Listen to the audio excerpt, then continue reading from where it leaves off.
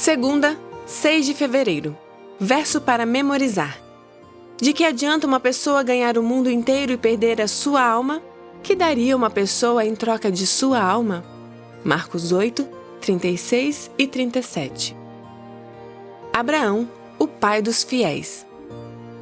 Deus chamou Abraão para deixar sua terra natal e seus parentes e ir para uma terra que ele lhe mostraria.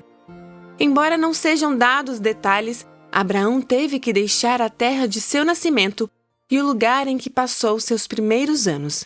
Certamente, não foi uma decisão fácil. Sem dúvida, ele abriu mão de algum prazer terrestre e de conveniências para fazer o que Deus estava mandando. Ouça Gênesis 12, 1 a 3.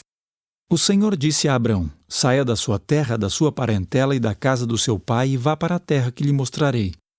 Farei de você uma grande nação e o abençoarei, e engrandecerei o seu nome. Seja uma bênção.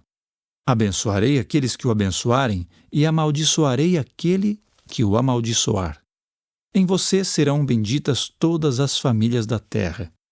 Pergunta 2. Como foram benditas todas as famílias da terra em resultado dessa promessa e de sua aceitação?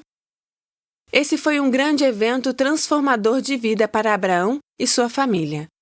No livro Patriarcas e Profeta, lemos, abre aspas, pela fé, Abraão, quando chamado, obedeceu a fim de ir para um lugar que devia receber como herança e partiu sem saber para onde ia.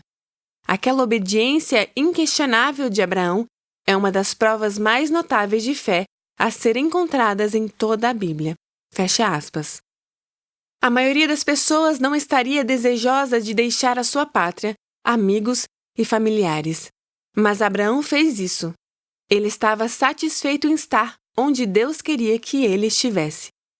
Por mais estranho que possa parecer, Abraão, Isaque e Jacó não receberam essa terra. Contudo, permaneceram fiéis a Deus de toda maneira. Ouça Hebreus 11, 8 a 13. Pela fé, Abraão, quando chamado, obedeceu a fim de ir para um lugar que devia receber como herança, e partiu sem saber para onde ia. Pela fé, peregrinou na terra da promessa como em terra alheia, habitando em tendas com Isaque e Jacó, herdeiros com ele da mesma promessa. Porque Abraão aguardava a cidade que tem fundamentos, da qual Deus é o arquiteto e construtor. Pela fé também a própria Sara, apesar de não poder ter filhos e já ser idosa, recebeu poder para ser mãe, pois considerou fiel aquele que lhe havia feito a promessa. Por isso também de um só homem, praticamente morto, saiu uma posteridade tão numerosa como as estrelas do céu e inumerável como a areia que está na praia do mar.